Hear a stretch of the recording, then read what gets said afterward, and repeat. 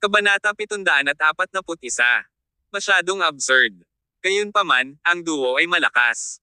Ang isa ay nakaiwas sa lumilipad na sandang ni Tear Summer habang ang isa naman ay nakasabit ang talam sa kanyang balikat ngunit hindi nagtamo ng matinding pinsala. Hindi nagtagal, nawala sa paningin ni Tear sa isang kisap mata. Nang balak ni Tear na maghatid ng pangalawang strike, hamarang ang banal na tigre. Magsisimula na ang labanan. Ang puting buhok na banal na tigre ay nabaluktot sa puot. Matagal na siyang tumigil sa pagiging Holy Tiger, ang Gate Master na minsang nagbigay ng lahat para mapanatili ang kapayapaan. Sa kanyang lugar ay isang masama na may kakayahang maging walang awa upang patayin ang kanyang mga kasama para sakita ng malupit. Ang Holy Tiger ay nagpapatakbo ng Yamafujisai at ginagamit ang mga bounty hunters ng organisasyon upang kumita ng pera sa mga nakaraang taon. Sino ang nakakaalam kung gaano karaming mga krimen ang kanyang ginawa? Ang nagngangalit na Holy Tiger ay nagpakawala ng pinakamalakas na hakbang mula sa kanyang unang pag-atake. Ang kanyang mga suntok ay maihahalin tulad sa mga inihanda ni Sachin Taylor. Siyempre, bago pa magalit si Sachin Taylor. Ang katotohanan ng bagay ay ang Holy Tiger ay hindi magiging kalaban ni Sachin Taylor, ngunit tiyak na hindi malayo ang agwat ng kasanayan. At si Tear Summers pala ang lalaking naglabas kay Sachin Taylor. Sa makatuwid, walang suspense sa labanan. Maging ang Holy Tiger mismo ay batid ang mga komplikadong nakapalibot sa laban, kaya naman nagmamadali niyang pinaalis ang kanyang dalawang alipors. Dapat may iba pa siyang arrangement. Ang Holy Tiger ay palaging tiwala, ngunit tiyak na hindi siya mapagmataas. Wala siyang lakas ng loob na kumilos ng mapangahas sa harap ng Palace Master ng Regal Palace, ang numero 1 organisasyon sa Reign. Gayunpaman, malamang na hindi sumuko ang Holy Tiger. Iyon ang bottom line niya. Ang dalawang Panginoon ay nagsagupaan sa bulwagan, gumawa ng isang malinis na pagwawalis ng lahat ng oposisyon. Ang dalawang figure ay kasing bilis ng kidlat. Imposibleng mahuli ang kanilang mga galaw sa mata. Tanging mga dumadagandong na dagandong ang umalangaw-ngaw sa hangin. Sunod-sunod na nabasag ang mga kagamitan ng bulwagan, coffee table, wine cabinet, ang nakapalibot na pader. Anumang bagay na nahawakan ng dalawa ay walang alinlangan na masisira. Upang ilagay ang mga bagay sa perspektibo, sinumang karaniwang eksperto ay hindi makayanan ang kahit na 3 suntok ni Tear. Sa kasalukuyan, ang Holy Tiger ay nakipagpalitan ng hanggang 100 suntok kay Tear. Gayunpaman, ang Holy Tiger ay tiyak na matalo. Kung hindi naranasan ni Tear ang labanan-laban kay Sachin Taylor, marahil posible para sa Holy Tiger na ibalik ang tubig kahit na ang kaunting posibilidad. Pagkatapos ng laban ni Tear laban kay Sachin Taylor, muling tumaas ang lakas ni Tear sa hindi malamang halaga. Ang Tear Summers ngayon ay hindi isang taong kayang talunin ng Holy Tiger. Nagpadala si Tear ng isang marahas na suntok na katulad ng isang tren na tumatakbo ng napakabilis, na bumangga sa kanya. Ang Holy Tiger ay lumipad pabalik na parang kanyan, isang bunganga na nabubuo sa dingding sa likuran niya. Hindi ba masyadong walang halaga ang ganitong paraan? Sina Ash at Yamamoto, na naglilinis sa larangan ng digmaan sa labas, ay pinanood ang paglalaro ng eksena. Gaano siya kalakas para makamit ang ganoong epekto? Ang higit na hindi kapanipaniwala ay ang tibay ng Holy Tiger. Hindi siya namatay pagkatapos na makayanan ang gayong brutal na pag-atake. Hindi man lang siya masyadong nasugatan. Suray-suray siya at bumangon mula sa mga guho, pagkatapos ay tinapik ang alikabok at dugo sa kanyang katawan. Sa halip na bumalik sa bulwagan upang ipagpatuloy ang kanyang pakikipaglaban kay Tear, tumalikod siya at tumakbo patungo sa exit ng manor. Gusto niyang tumakbo. Tigilan mo siya. Parehong nagulat sina Ash at Yamamoto. Ang pinakamalapit na eksperto sa Zoken Group ay lumaban sa lahat ng pagkakataon at nagmamadaling umakyat patungo sa Holy Tiger. Alis. Ang Holy Tiger ay nagpakawala ng galit at nagngangalit na pag-ungol. Ang mga dalubhasa ng Zoken Group ay natigilan sa kanilang mga hakbang, hindi na nagawang itulak pasulong. Sa isang kisap mata, ilang eksperto sa Zoken Group ang nahulog sa paanan ng Holy River. Gusto mong tumakbo? Hindi ako nagpapadali sa'yo. Tinugod siya ni Yamamoto. Ang kanyang mga kamao ay parang bakal na may mabangis na kalupitan habang nakipagpalitan siya ng ilang suntok sa Holy Tiger at pinahinto saglit ang Holy Tiger. Hinahanap mo ang kamatayan. Namumula ang mga mata ni Holy Tiger habang sinuntok niya ang mukha ni Yamamoto. Ang tulay ng ilong at cheekbone ni Yamamoto ay bumagsak sa isang suntok. Kasabay nito, ang tatlong talim ni Ash ay wala na sa kanilang mga kaluban habang nakikipagsagupaan siya sa Holy Tiger. Bilang isa sa 18 general ng Regal Palace, ang lakas ni Santo Rio Ash ay hindi dapat kutsain. Dahil nakatayo si Ash sa daan ng Holy Tiger, hindi malamang na makatakas ang Holy Tiger. Noon ay sumugod si Tear Summers palabas sa loob ng sira-sirang bulwagan. "Pumaba ka," sigaw ni Tear. Agad na umatras si Ash. Sa oras na iyon, lumipat na si Tear at nauna sa Holy Tiger. Nang mga sandaling iyon, natarante si Tear. Ibinaon niya ang kanyang kamao sa profile ni Holy Tiger, at binatukan ito sa madugong gulo. "Para ito sa kasama ko." Sa sinabi nito, inilagay ni Tear ang kanyang bot sa Holy Tiger at pinalipad siya. Bago pa man siya makalapag ay nasa harapan na niya si Tear at pinadapa siya sa lupa gamit ang isang pitik ng braso. Sa wakas ay hindi na nakayanan ni Holy Tiger at nagpakawala siya ng nakakapanghinang sigaw. Gayunpaman, ito ay simula pa lamang. Nang lumapag ang Holy Tiger, pinahirapan na ni Tear ang kanyang braso sa pamamagitan ng paghahati ng kanyang mga litid at buto. Iklik ang iklik. Sa pagkaputol ng mga kasukasuan, ang braso ni Holy Tiger ay nawalan ng kakayahan. Sa loob ng susunod na ilang segundo, inilabas na ni Tear ang mga paa ng Holy Tiger. Ang orihinal na dominanteng lalaki ay nakahiga sa lupa na parang patay na aso, humihingal.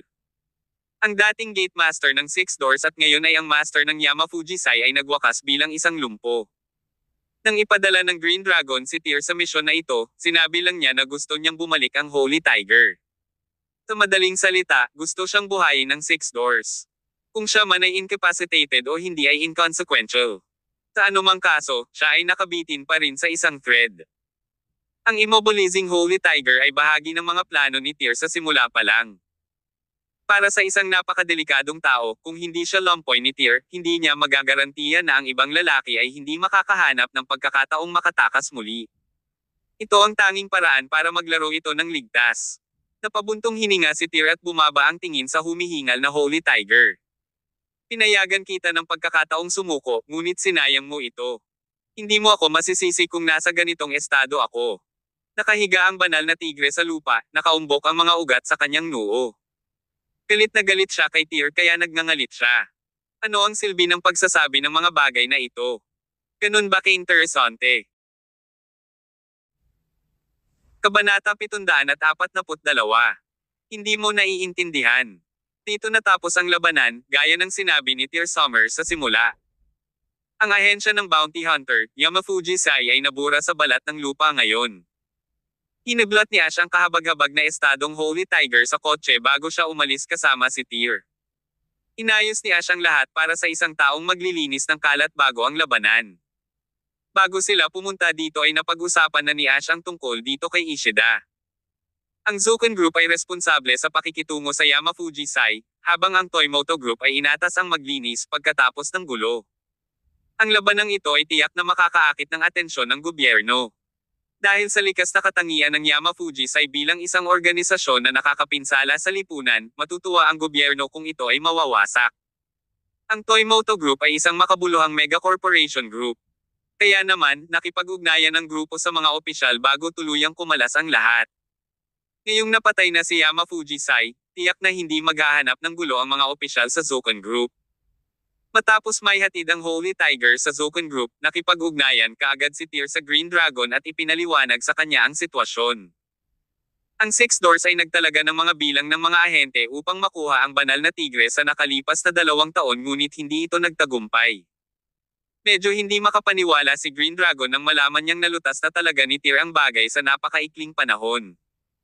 Ang antas ng kahusayan ni Tear ay nakakatakot, hindi pa siya nakakarating ng matagal, ngunit nagawa niyang ibagsak ang Holy Tiger. Noong gabing iyon, partikular na nagayos si Ishida ng isang piging sa Marangyang 5-star hotel at inimbitahan sina Tear at Ash na magsaya sa handaan. Upang ipakita ang kanyang sinseridad at pasasalamat, binalak niyang tawagan ang lahat ng pangunahing executive ng Toymoto Group na dumalo. Gayunpaman, tinanggihan ni Tear ang kanyang ideya. Hindi siya mahilig makipagnegosyo, at hindi na niya kailangang makihalubilo sa mga negosyanteng ito. Sa totoo lang, wala sa mga negosyanteng ito ang kwalipikadong makipagkapatiran kay Tear. Lalo na ang mga mangangalakal, sila ay itinuring na hindi gaanong kwalipikado. Sa huli, tatlo lang silang nasiyahan sa piging, kasama sina Ash, Tear, at Ishida, maging ang chairman ng Toymoto Group, ang ama ni Ishida, ay wala. Ito ay isang maliit na pagtitipon lamang sa pagitan ng magkakaibigan. Mr. Summers, Mr. Ash, maraming salamat sa inyong dalawa para sa iyong tulong upang malutas ang problema ng Yamafujisai para sa Toymoto Group. I want to make a toast to both of you here. Sabi ni Ishida habang tinataas ang baso. Iginagalang niya si Ash at Tear mula sa kaibuturan ng kanyang puso. Nagtaas din ng salamin sina Tear at Ash. Pagamat hindi kaibigan ni Tear si Ishida, kailangan niyang ipakita ang ganitong magandang asal sa lipunan. Hinahanap namin ang may-ari ng Yamafujisai, ang Holy Tiger. Nagkataon lang ang pagtulong sa iyo, sabi ni Tear. Walang masyadong emosyon ang tono niya. Nagmamadaling tumawa si Ishida. Gayunpaman, kailangan ko pa ring magpasalamat sa inyong dalawa. Nagpatuloy si Tear, siya nga pala, natagpuan na ba ang taong nasa likod ng mga eksena na nag-imbite kay Yamafujisai na mag-strike? Bagamat ibinaba ang organisasyon, malamang nahihilingin nila ang isa pang organisasyon na pumasok. Sinabi ni Ishida, ang nangyari kay Yamafujisai ay malapit nang makarating sa kanilang mga tainga.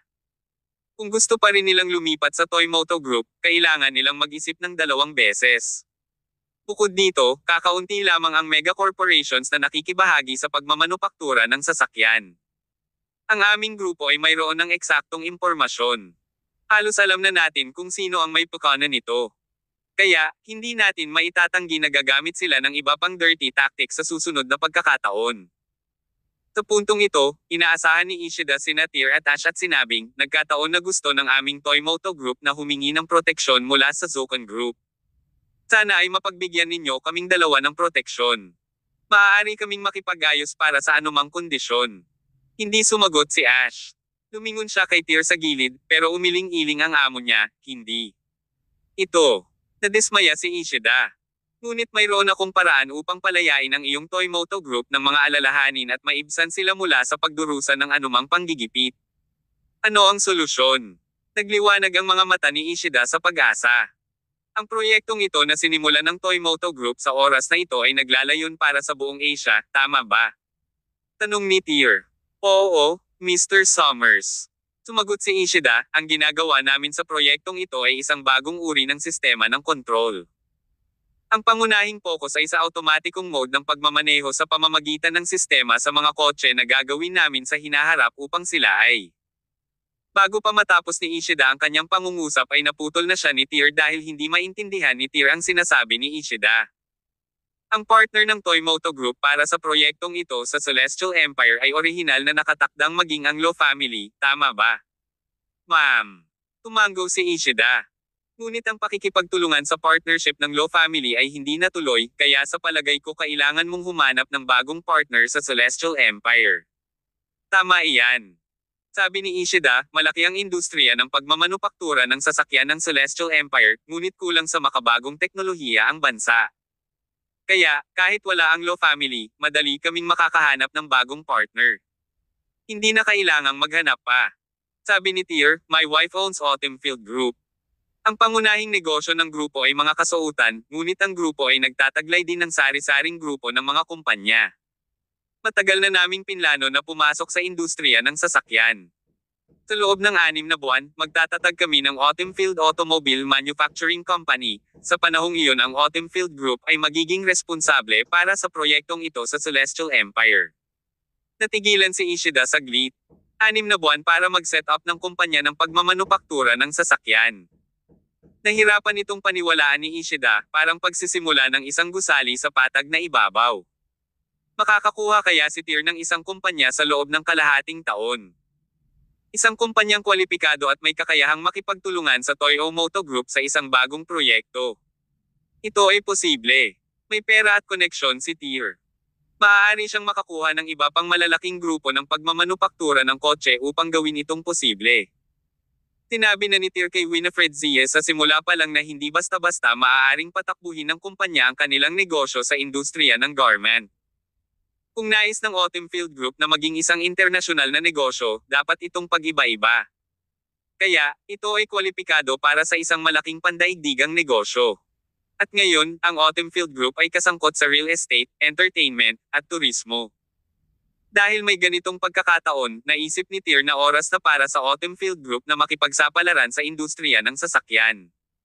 Para sa industriyang ito ay talagang ang pinakamainit sa mundo sa ngayon. Naintindihan ni Ishida ang implication ni Tier. Mr. Summers, so you do want to cooperate with us, right? Hindi problema yon. Mr. Summers, ang aming pangunahing mamumuhunan sa likod ng proyektong ito ay ang iyong Zocon Group. Kahit hindi, nakatulong ka sa Toymoto Group na lutisin ang isang malaking krisis. Walang paraan para tanggihan kita. Para talagang magkaroon ng hugis at maging phenomenal ang proyektong ito. Siguradong hindi rin ito isang bagay na nagagawa ng magdamag. Ang plano ng aming kumpanya sa loob ng 3 taon para sa proyektong ito ay mag-mature sa buong Asia, at pagkatapos ay papasok kami sa mga merkado ng Europa at Amerika. So, marami kang oras para maghanda. Sa loob ng 1 taon, maisasagawa natin ang pagtutulungan ng proyektong ito. Gayunpaman, paulit-ulit na umiling si Tier, no, I think you must have misunderstood. Kabanata 743. Ang proyekto sa pagkuha. Dahil sa sinabi ni Tier Summers, natulala si Ishida. Tinitigan niya si Tier, nagtataka, at sinabing, kung gayon, ano ang ibig mong sabihin, Mr. Summers? Ang proyektong ito ay binuo ng Toymoto Group at ganap na makukuha sa pamamagitan ng suportang pinansyal ng Zocon Group. Anong halaga ang nasa isip mo? Pangalanan mo lang ako ng iyong presyo, iminungkahi ni Tier. Ano? Ishida was frozen to the spot. Maging si Ash ay nakaranas ng matinding kirot sa kanyang puso. Mr. Summers, banibiro mo ba ako? Ako, para sa isa, hindi masyadong nag-e-enjoy sa pagbibiro. Ngunit Mr. Summers, ang proyektong ito. Gayunpaman, hindi pinayagan ni Tier si Ishida na magpatuloy sa pagsasalita. Patuloy ni Tier, bago ito, ang Zocon Group ay namuhunan ng halos 6 na bilyon sa iyong kumpanya, na halos 80 bilyong yen. Ang halagang iyon ay bumubuo ng higit sa kalahati ng pamumuhunan ng iyong kumpanya sa proyektong ito. Kaya, gumawa tayo ng ilang kalkulasyon. Ang Toymoto Group ay humigit kumulang na namuhunan ng kabuoang 150 bilyong yen sa proyektong ito. Magbabayad ako ng kabuoang 2 bilyong Amerikanong dolyar upang makuha ang proyekto at lahat ng teknikal na impormasyon mula sa iyong kumpanya. Para sa Toymoto Group, hindi ka makakaranas ng anumang pagkalugi sa pananalapi. Ang presyong inaalok ng Tier ay talagang malaking kita para sa Toymoto Group. Ang Toymoto Group ay tiyak nakikita ng higit pa rito sa katagalan, ngunit magtatagal ito. Maaaring 3 taon, 5 taon, o kahit 10 taon. Nagbago ang lahat ng napakabilis. Hindi masasabi ng isa kung may kaugnayan pa rin ang teknolohiyang ito sa hinaharap. Napatingin si Ash kay Tier na may pagtataka. May gusto sana siyang sabihin pero kinagat niya ang kanyang dila. Sa kabilang banda, nagpa siya si Tier at determinado siyang kunin ang proyektong ito mula sa Toymoto Group. Sinabi ni Ishida, Ginoong Summers, nang may buong paggalang. Ang iyong alok ay iminungkahi ng biglaan. Talagang nag-alok ka ng napakagandang kondisyon sa aming Toymoto Group, ngunit ang dahilan kung bakit ang aming grupo ay naglakas loob na makipagsapalaran sa proyektong ito sa merkado ay dahil handa kaming mapabuti. Kung kukunin mo ang proyektong ito ng may buong autoridad, hindi ito tiyak na magagarantiya na magiging matagumpay. Sa kabaligtaran, maaaring magkaroon ng malubhang pagkalugi. Ngunit, kung patuloy tayong magtutulungan, tiyak na makakarating tayo sa isang win-win situation. Sabi ni Tier, loss or gain would be my business. There's no need for you to worry about it. You just have to make up your mind now, kung sang-ayon ka o hindi sang-ayon sa proposal ko. Kung pumayag ka, pagkatapos mapirmahan ang kontrata, I will have the money credited to your account within 24 hours. I will assign someone to complete the handover of the project with you. If you disagree, I believe your competitors will give you isang mas mahirap na panahon. Tapos, hindi napigilan ni Tier na huminto. Ngayon, hayaan mong sabihin ko sa iyo ang isa pang katotohanan. Sa likod ng Zocon Group ay ang Regal Palace. Sa palagay ko marahil ay narinig mo na ang Regal Palace. Regal Palace. Napasinghap ng mariin si Ishida. Siya, bilang young master ng mega corporation, ay dapat magkaroon ng kamalayan sa Regal Palace. Ang organisasyong ito ay ang International First Tier Super Establishment. Summers. Mr. Summers, ikaw. Ako ang Palace Master ng Regal Palace. Ano? Labis na nabigla si Ishida. Never in his wildest dream na napanaginipan niya na ang taong nakaupo sa harapan niya ay talagang magiging Palace Master ng Regal Palace. Noong una, nag-aalala si Ishida na pagkatapos ng ganap na pagkuha ni Tyr sa proyekto ng Toymoto Group, magre-resulta ito sa mga pagkalugi. Ngayon, natauhan na siya. Ang Regal Palace ay may napakalaking asset upang suportahan ang proyekto. Kahit may pagkalugi, walang pakialam ang organisasyon sa lahat ng iyon. Gayunpaman, kapag kinuha ng Regal Palace ang proyekto, kasama ang mga mapagkukunan at background nito sa ibang bansa, tiyak na mas malaki ang tubo na makukuha nito kaysa sa Toymoto Group. Mr. Summers, maaari ba tayong direktang makipagtulungan sa Regal Palace? Maaari tayong sumang-ayon sa anumang uri ng mga kondisyon. Biglang nanabik si Ishida sa posibleng kahihinatnan. Kung ang Toymoto Group ay maaaring makipagtulungan sa isang behemoth tulad ng Regal Palace upang bumuo ng isang proyekto, kung gayon ang Toymoto Group ay tiyak na magkakaroon ng pagkakataon na madaig ang kanilang mga kakompetensya. Ang grupo ay maaaring maging nangungunang grupo ng pagmamanupaktura ng sasakyan sa buong mundo sa loob ng susunod na ilang taon. Gayunpaman, malaking disappointment sa kanya ang sagot ni Tyr. Hindi. Pagkatapos sabihin niyon, desididong tumayo si Tyr. Bibigyan kita ng 1 linggo para isaalang-alang kung willing ka bang ibenta sa amin ang proyekto at teknolohiyang iyon. Okay lang kung magpasya kang hindi magpatuloy. Pero, tandaan mo, tinatanggihan mo ang Regal Palace. Matapos sabihin ang mga ito, hindi na nagsalita pa si Tyr. Tumalikod na lang siya at lumabas ng kwarto. Mr. Ash. Biglang nabalisa si Ishida, at tumingin siya kay Ash. Ang kanyang tono ay nagpapahiwatig na siya ay naghahanap ng kanyang tulong. Napabuntong hininga si Ash at sinabi sa kanya, minsan, napakabilis magbago ng isip ng amo namin. Dahil binanggit niya ang Regal Palace, Ishida, kung matalino ka, sa tingin ko hindi mo tatanggihan ang amo ko. Ishida, maraming taon na tayong magkasosyo. Bibigyan kita ng payo, kahit 1,000 Yamafujisai ay hindi maihahambing sa isang Regal Palace. Higit pa rito, inalok ka ng aking amo ng 20 bilyong dolyar at hindi niya pinakitunguhan ang iyong Toymoto Group. Sumunod naman si Ash kay Tyr at lumabas ng kwarto. Si Ishida na lang ang natira na punit-punit ang mukha. On the way back, hindi pa rin maisip ni Ash kung bakit biglang magpo-propose si Tyr kay Ishida. Bago ito, medyo binabaliwala ni Tyr ang mga business affairs ng Regal Palace sa ibang bansa. Boss, ano nasa isip mo?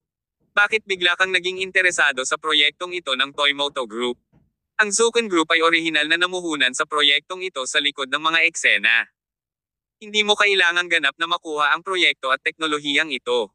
Ang proyektong ito ay maaaring hindi maisakatuparan ng maayos sa ilalim ng Regal Palace kumpara sa Toymoto Group. Inihayag ni Ash ang pagdududa sa kanyang puso. Tahimik na sagot ni Tyr, sinuri ni Jim Zabanskay ang proyektong ito dati, di ba? Ang kanyang hatol ay ito ay magiging ganap na kumikita. Tama ka. Tumango si Ash. Tinuri nga ito ng team ni Jim kanina. Ngunit, ang kanyang pagsusuri ay batay sa pamamahala ng Toymoto Group sa halip na sa Regal Palace. Hindi mahalaga. Sabi ni Tyr, para sa proyektong ito, plano kong kunin ito ng Autumn Field Group ng buo. Pagdating ng panahon, papadalhan ko si Jim ng ilang profesional na teknikal na tauhan sa Celestial Empire para tulungan ang Autumn Field Group. Tumawa si Ash, so boss, you're doing this for sister-in-law, right? Hindi eksakto. Sinabi ni Tyr, Ash, bagamat ikaw ay nagmula sa Hapon, ang iyong ina ay mula sa Celestial Empire. Mayroon kang kalahating Celestial Empire na dugo sa iyo. Let's put it bluntly, among 5 kings and 18 generals of Regal Palace, walang purong Hapones sa kanila. Ash, alam mo ba ang ibig kong sabihin? Sa pagkakataong ito, biglang natahimik si Ash. Boss, ako. Tinapik ni Tyr ang balikat ni Ash at sinabing, matagal mo nang inaasikaso ang negosyo ng Regal Palace dito.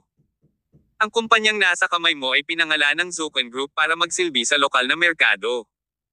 Dapat malinaw sa iyo na ang Regal Palace ay palaging isang organisasyon ng mga pinagmulan ng Celestial Empire. Kabanata 744. Ang nakaraan ng Holy Tiger. Nais kong ibalik ang Regal Palace sa pinagmulan nito sa Celestial Empire sa lalong madaling panahon. Maaaring makipagtulungan ang Regal Palace sa mga kumpanyang Hapones para sa mga pangkalahatang negosyo. Gayunpaman, para sa mga proyektong may potensyal na bigyan ng grupo ng sasakyan ng lakas na hawakan ito laban sa lalamunan ng Celestial Empire sa ibang pagkakataon, hinding-hindi ko ito papayagang mangyari. Dahil ako ay nagmula sa Celestial Empire. Natigil ang pag-uusap sa puntong ito. Hindi na nagsalita pa si Tear Summers dahil malinaw na kay Ash ang gusto niyang ipahiwatig. Boss, can you answer me one question seriously? Biglang tanong ni Ash. Sabihin mo na. Boss, ayaw mo ba na kalahati sa akin ay Japanese talaga? Mukhang inubos ni Ash ang lahat ng lakas ng katawan niya para ibuka ang bibig para magtanong. Tumawa si Tear at tinanong siya, kung nasusuklam ako sa iyo, hindi mo gagawin ang isa sa 18 general ng Regal Palace. Ikaw ang aking kapatid. Ipinaliwanag ko na sa iyo ang layunin ko para sa proyektong ito. Huwag ka nang mag-overthink. Malinaw kong nakikilala ang katwiran at ang kapatiran. I get it, boss. Thank you. Salamat sa lahat ng kapatid ng Regal Palace. Thank you guys for treating me as a true brother. Ngumiti si Tear at niyakap si Ash. Sinabi niya sa kanya, huwag mong gawing masyadong cheesy. Huwag mo akong tanungin ng ganoon tanong sa hinaharap. Oo naman boss. Halos alas 11 na ng gabi nang bumalik sila sa villa ng Zoken Group. Ang Holy Tiger ay ikinulong sa silong. Ang lahat ng kanyang mga paa ay nakakadena, at siya ay tila nasa isang haggard na estado. Paggamat naputol na ni Tear ang kanyang mga paa, hindi niya natuloy ang ganap na pagtanggal. Nagkaroon ng magandang pagkakataon para sa super fighter ng Holy Tiger level na ganap na makabawi mula sa injury na ito. Isang miyembro ng Zoken Group ang nagdala lang ng Holy Tiger his meal. Balak ng staff na pakainin siya, ngunit tumanggi ang Holy Tiger na kumain. Dahil hindi pinahahalagahan ng Holy Tiger ang kabaitan at nais na magutom ang kanyang sarili, ibinaba ng mga tauhan ang pagsisikap sa pamamagitan ng paglapag ng pagkain sa kanyang harapan at pag-alis. Ang bayani ng henerasyon ay mukhang medyo miserable. Pagamat wala na ang lakas ng banal na tigre, hindi siya umungal at sumigaw. Mukha siyang kalmado, parang may iniisip. Hindi alam kung naisip ng Holy Tiger kung ano ang mangyayari sa kanya ngayon. Marahil ay hindi ito sumagi sa isip niya, o marahil ay matagal na niya itong nakitang darating. Mula noong pinatay niya ang kanyang mga kasama at ninakawan ang toneladang ginto, malamang na alam niya na ang araw na ito ay darating pagkatapos ng lahat. Bilang isa sa 4 Gate Masters ng 6 Doors, dapat alam niya kung gaano kalakas ang departamento. Sa makatuwid, nahulaan niya na hahatulan siya ng departamento balang araw.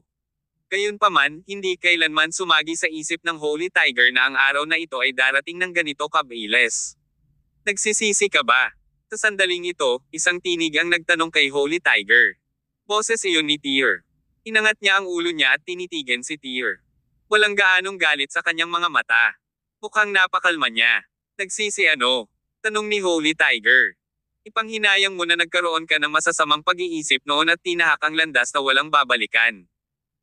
Inunat ni Tear ang kanyang likod at sinabing, kung wala kang masamang iniisip at nanatiling tapat sa iyong tungkulin na makipagtulungan sa opisyal upang maihatid ang toneladang ginto. Ngayon, isa ka pa rin sa 4 Gate Masters ng 6 Door na may maraming kapangyarihan sa iyong mga kamay at sinusundan ng isang grupo ng mga kapatid na handang mamatay kasama mo. Hindi ba ang sarap sa pakiramdam? Haha! Isang malamig na tawa ang pinakawala ni Holy Tiger. Yung ngiti niya parang may tinatago. Hayaan mong ikwento ko sa iyo, sabi ni Holy Tiger. Oo naman. Sabi ni Tear, is it your story? Oo. Patuloy ng Holy Tiger, napakahirap ko noong bata ako. Ngunit, ako ay isang magaling na mag-aaral, at ako ay nagsikap na maging mahusay at palaging nauuna sa klase. Tapos, may batch ng scholarship grants na binigay sa school ko. Akala ng lahat ay maa-award ako ng scholarship pero hindi ko nakuha. Alam mo ba kung bakit? Wala akong ideya. Umiling si Tear. Sabi ng Holy Tiger, dahil may kaklase sa klase namin na anak ng pinuno na pumalit sa akin. Oh, sagot ni Tear, medyo nakakalungkot, pero iyon ang katotohanan. At pagkatapos, ano? Pagkatapos noon, galit na galit ako. Kaya, pumunta ako sa guro at ipinaglaban ang aking karapatan, ngunit walang nagmamalasakit sa akin.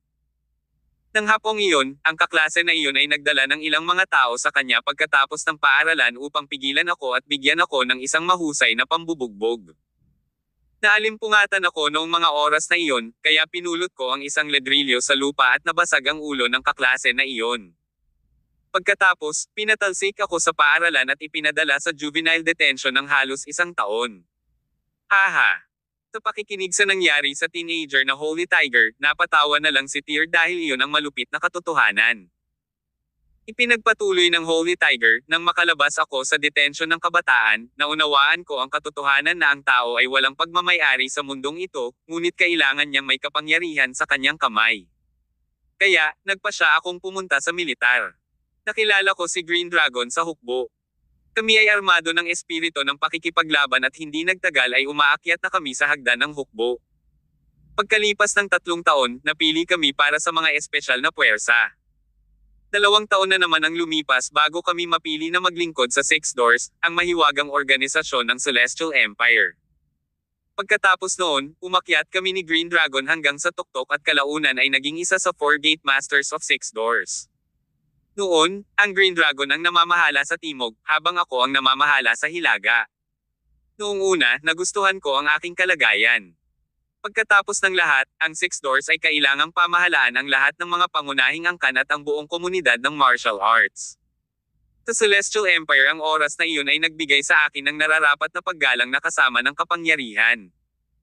Ngunit sa paglipas ng panahon, napagtanto ko na, sa kabila ng mga kapangyarihan sa ng mga kamay, mahirap labanan ang pang-aakit ng isang marangyang buhay. Minsan ay nagkaroon ako ng isang napakatapat na subordinate, na nagkataon na isang mabuting kapatid ko. Siya ay naatasang mag-imbestiga sa isang mayamang lokal na pamilya na nakagawa ng isang malubhang krimen. Madali para sa kanya na arestuhin ang pinuno ng pamilya, ngunit sa huli, hinayaan niya siyang makalayo. Galit na galit ako at gusto ko siyang itapon. May ideya ka ba sa ipinakita niya sa akin? Isang malaking kahon ng pera na higit sa $500,000 ang ibinigay sa kanya ng padre de pamilya na iyon. Ang kapatid kong iyon ay hindi kailanman makakakuha ng ganoong kalaking pera sa buong buhay niya. Ngunit kumita siya noon. Sa puntong ito, ang tono ng Holy Tiger ay biglang naging medyo nabalisa, na parang ang mga alaalang iyon ang nagpakilos sa kanyang primitive impulses. Sabi ni Tyr, umpisa pa lang ito, di ba? Mamaya, marami ka na sigurong nakitang ganyang pangyayari, di ba? Oo, sagot ni Holy Tiger. Mayroong hindi mabilang na mga pamilya sa hilagang bahagi. Kahit sinong maliit na pamilya ay maaaring kumita ng ganoong uri ng pera na hindi natin kailanman kikitain sa buong buhay natin. Maaari silang gumastos ng pera tulad ng tubig, pagkain o araw-araw sa magagandang sasakyan at magsaya sa marangyang buhay, habang kailangan nating magtrabaho ng husto araw-araw. Ang ating kita sa loob ng 1 taon ay maaaring hindi kasing dami ng pagkain o inumin para sa kanila. Kabanata 745. Masamang sitwasyon. So, do you think you can maintain your psychological balance when you witness all this? From that time, a thought sprouted in my mind. If you want to live a good life, money is the key. Sabi ni Holy Tiger. Haha. Isang walang magawang tawa ang pinakawalan ni Tyr Summers. Hindi niya pinabulaanan ang pananaw ng Holy Tiger. Kunin ang Green Dragon bilang isang halimbawa. Pagkatapos ng serbisyo sa Six Doors sa loob ng maraming taon bilang Gate Master, nagmamaneho lang siya ng kotse na wala pang $10,000 ang halaga. Siyempre, ang kanyang sweldo ay nagpapahintulot sa kanya na bumili ng mga mamahaling kotse, ngunit ito ay magiging isang pabigat sa pananalapi. Si Green Dragon ay isang salaryman. Nakaugalian na sa kanya na ma-strap para sa pera. Ang mga tao ay may mga pagnanasa. Ito ay isang hindi mapag-aalinlangan ng katotohanan. Gayunpaman, gayon din, ang bawat tao ay dapat magkaroon ng ilalim na linya. Ito ay kritikal kung ang isa ay maaaring panatilihin ang kanyang linya. Nang ikumpara ni Tyr ang Green Dragon sa Holy Tiger, mas nagkaroon siya ng paghanga at paggalang sa Green Dragon. Hindi niya kinasusuklaman ang Holy Tiger. Ginawa niya ang ginawa niya dahil hindi siya santo. Holy Tiger, wala sa mga ito ang maaaring maging dahilan para sirain mo ang iyong mga kapatid at ipagkanulo ang organisasyon. Oo nga, pero, Tyr, kahit bigyan ako ng Diyos ng isa pang pagkakataon para pumili ulit, gagawin ko rin. Sinabi sa kanya ng Holy Tiger, I don't regret it. At least, these 2 years gave me a taste of what it's like to be a rich man. Sabi ni Tyr, but I guess you have not lived a peaceful and steadfast life in these 2 years because you know this day will come sooner or later. Hindi ka man lang makatulog ng matiwasay, di ba? Muhahahaha. Biglang tumawa ng malakas si Holy Tiger, nagkakamali ka Tear. Kumakain ako ng maayos, natutulog ng maayos, at namumuhay ng payapa dito. Kung komportable ka, hindi ka nakikipagsapalaran para gawin si Yama Fujisai sa maraming misyon hanggat maaari. Gusto mong dalhin si Yama Fujisai sa tuktok ng internasyonal na tugatog. Umiiwas ka sa realidad at natatakot. Ang dahilan kung bakit gusto mong paunlarin ang Yama Fujisai ng mabilis upang mabuo mo ito hanggang sa punto kung saan ang 6 doors ay maaaring gawin sa iyo. Tama ba ako, Holy Tiger? Ngunit, hindi mo nagawang maghintay hanggang sa pagdating ng araw. Agad na tumahimik ang Holy Tiger sa mismong sandaling ito. Tumingkayad si Tyr at dinampot ang plato ng pagkain na malamig na. We have been good to you. May mga karne at gulay dito. Gusto mo bang kumain? Kaya kitang pakainin. Kinuha ni Tyr ang isang piraso ng nilagang karne at inilagay sa bibig ng Holy Tiger. Ayos lang. Umiling si Holy Tiger. Hindi ako nagugutom. Haha, sige. Ibinaba ni Tyr ang plato. Bukas, ibabalik kita sa Celestial Empire para husgahan ng 6 doors. Baka madurog ang puso ng dati mong kaibigang si Green Dragon kapag nakita kanya sa ganitong estado. Haha. Simula nung kinuha ko yung toneladang gold na yon, hindi na kami magkaibigan ni Green Dragon. Habang tumatagal ang usapan, biglang nagbago ang Holy Tiger sa ibang tao. Tyr, how about we make a deal? Anong deal? Tanong ni Tyr. Sabi ng Holy Tiger, noon, 1/3 lang ng toneladang ginto ang ginamit ko. Maliban doon, mayroon pa akong halos 8 bilyong dolyar sa mga ari-arian, sa dolyar. Taglit na natigilan si Tyr. So ano? Sinabi ng Holy Tiger, kung pakakawalan mo ako, ang 800 milyong dolyar ng Amerika at ang natitirang ginto, lahat ng iyon ay magiging iyo. Hahahaha. This time, si Tyr naman ang tumawa ng malakas. Holy Tiger, sinasabi mo sa akin ang kwento upang paghandaan ang deal, hindi ba? Sa kasamaang palad, nakalimutan mo na ba kung sino ako? Ikaw ang Palace Master ng Regal Palace. Biglang nawala ang Holy Tiger. Ang toksong ito ng pera niya ay maaaring makapagpalipat ng sinumang ahente ng 6 doors. Pagkatapos ng lahat, ang 800 milyong dolyar at kalahating tonelada ng ginto ay isang makabuluhang amount ng kayamanan. Gayunpaman, para kay Tyr, ang Palace Master ng Regal Palace, ang halagang ito ng pera ay mani, kaya imposibleng matrigger ang pangunahing pagnanasa sa Tyr. Oo, ikaw ang Palace Master ng Regal Palace. Hahaha, what a blunder. Natawa saglit si Holy Tiger at biglang nagsalita, medyo nagugutom na ako. Can you feed me something? Kumunat ang noo ni Tyr. Bigla siyang may naalala, kaya't sinabi niya, Holy Tiger, bakit mo hinayaang umalis iyong dalawang lalaki kahit kailangan mong lumaban hanggang kamatayan? Pinahahalagahan ko ang pagmamahal at personal na katapatan. Hindi, kung ikaw ay maawain at matuwid, hindi ka makakagawa ng ganoong uri ng hayop na krimen noon. Isang masamang premonition ang biglang umusbong sa puso ni Tyr. Hindi niya itinuloy ang pagpapakain kay Holy Tiger bagkus tumalikod siya at umalis sa lugar. Tapos, tinawagan niya si Ash, na sa mga oras na ito ay tulog na. Nang tumunog ang telepono, medyo nagalit ito. Gayunpaman, nang makita niyang ang caller ID ay si Tyr, agad siyang naging seryoso. Anong problema, boss? Tanong ni Ash. Sabi ni Tyr, Ash, anong oras ang flight para ibalik ang Holy Tiger sa Celestial Empire? Bukas ng tanghali.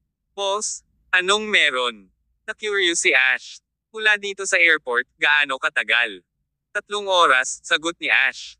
Wala kaming international airport sa lungsod na ito, kaya kailangan naming pumunta sa susunod na lungsod. Baguhin ang ruta. Makipag-ugnayan sa isang barko para sa akin, at kailangan na nating umalis ngayong gabi. Pupunta tayo sa tubig. Gayon din, kailangan mong pumili ng 50 nangungunang manlalaban ng Zokan Group para may makasama ako sa Celestial Empire. Si Ash, sa kabilang dulo ng telepono, naging solemn na. Boss, bakit kailangan mong magmadali? Dahil ba may nahanap kang mali? Stop asking me questions. Tyr said. Agad-agad, ilikas lahat ng nandito. Narinig ni Ash ang sense of emergency sa tono ni Tyr. Hindi na siya nagtanong pa bagkus ay ginawa niya ang hiniling sa kanya ni Tyr. Makalipas ang 2 oras, naayos na ni Ash ang lahat. Pagkatapos, nagmaneho ang kanilang grupo sa pier kasama ang Holy Tiger. Matagal nang nakaparada sa pier ang isang espesyal na cruise ship na ginamit para sa stowaway. Nang nakasakay na ang grupo ng mga lalaki, diretsyong umalis ang barko sa pier. Nakatayo sa deck ng barko, tinitigan ni Tyr ang malayong kalangitan sa gabi. Nilabanan ng cruise ship ang hangin at ang mga alon sa dagat. Nilabas ni Tyr ang phone niya. Nang makonekta na ang tawag, nagtanong ang boses ni Green Dragon, "Tyr, what's up? Aalis na ako ngayon mula sa dagat ng Japan. Maaari mong subaybayan ang aking posisyon at dalhin mo ang iyong lalaki upang salubungin tayo sa matataas na dagat. Sa pagkakataong ito, maaaring magkaroon tayo ng malaking problema." Uminto sandali ang Green Dragon, pagkatapos ay tuyong sinagot niya si Tyr ng isang salita, "Okay." Pagkababa ng telepono, nagpatuloy si Tyr na nakatingin sa unahan sa walang katapusang dagat. Samantala, umakbay din si Ash sa kanya. "Boss, bakit tayo nagmamadali?" tanong ni Ash. Hindi sinagot ni Tyr ang tanong niya. Sa halip, tinanong niya siya, gaano katagal mula rito hanggang Celestial Empire. Sumagot si Ash, ito ay tumatagal ng higit sa 20 oras sa ilalim ng normal na mga pangyayari. Itinaas ni Tyr ang kanyang baba gamit ang kanyang kamay at nag-isip na sinabi, masyadong mabagal. Kailangan nating bilasan. Gaano ba kabilis ang kailangan? Tanong ni Ash. Sa loob ng 12 oras, kailangan nating tumawid sa matataas na dagat at pumasok sa tubig ng Celestial Empire, sagot ni Tyr. Kabanata 746. Isang pusta. Huminga ng malalim si Ash at sinabing, "Boss, masyadong maikli ang oras na ipinagkaloob mo sa amin para gawin ang paghahanda. Hindi kami nakahanap ng barkong may tip-top na performance. Natatakot akong hindi ko matupad itong tagubilin mo." Sabi ni Tyr, "Paano kung 15 oras? Pwede nating subukan." Tumanggo si Ash. "Gawin mo sa loob ng 15 oras. Okay?" Utos ni Ash sa intercom. Nang maglaon, sinabi niya kay Tyr Summers, "Boss, nakakaramdam ka ba ng anumang uri ng senyales ng panganib?"